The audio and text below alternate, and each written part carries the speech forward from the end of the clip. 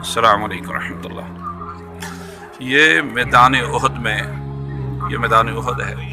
ये सामने आपको नज़र आ रहा है, ये मस्जिद के साथ बल्कि इस पहाड़ से लेकर के उस पहाड़ तक ये जबल उहद का मैदान उहद का जंग उहद का मैदान रहा है। इसमें जंग लड़ी गई और ये पहाड़ है जिस पर लोग चढ़े हुए हैं। इसको जबल रुमात कहते हैं। इसके ऊपर नबी करीम सल्लल्लाहु अलैहि वसल्लम ने 50 तीरंदाज अब्दुल्लाह बिन जुबैर रज़ियल्लाहु तआला अन्हु की आदत में खड़े किए थे।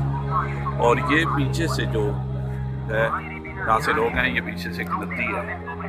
अगर आपको यहाँ थोड़ा सा अगर इसका क्लियर हो सके, ये गाड़ियों के आगे लोगों के दरमियान, इसके दरमियान से खालिद बिन वलीद ने इसी के ऊपर से हमला किया था जब वो मुसलमान नहीं थे।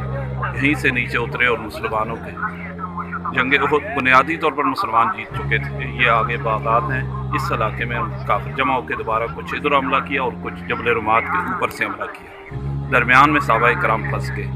इस वजह से वो जंग जो जीती हुई थी वो शिकस्त में बदल गई। और ये कब्रिस्तान है जो शहादाए उहद का, ये मैं आपको बता दूँ चलूँ। और सामने जबल उहद है जिसके बारे में नबी करीम सल्लल्लाहु अलैहि वसल्लम ने फरमाया कि हमसे मोहब्बत करता है, हम इस मोहब्बत करते हैं। और ये सामने जबल उहद है।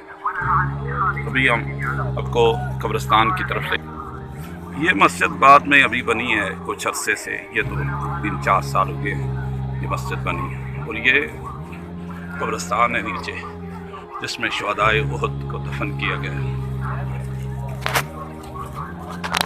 ये मैदान उहद में शुहदाए उहद की कब्रें हैं। ये सामने सिर्फ 2 कब्रों के निशान नज़र आते हैं। ये आपको अगर क्लियर हो सके, ये अब्दुल्लाह बिन जहश रज़ियल्लाहु तआला अन्हु शुहदाए सैयद शुहदाए उहद सैयद शुहदा सैयदना अमीर हमज़ा रज़ियल्लाहु तआला अन्हु की कब्र है। बाकियों के बारे में नहीं, लेकिन बाकी सभी ज़मीन के बराबर हो चुकी है।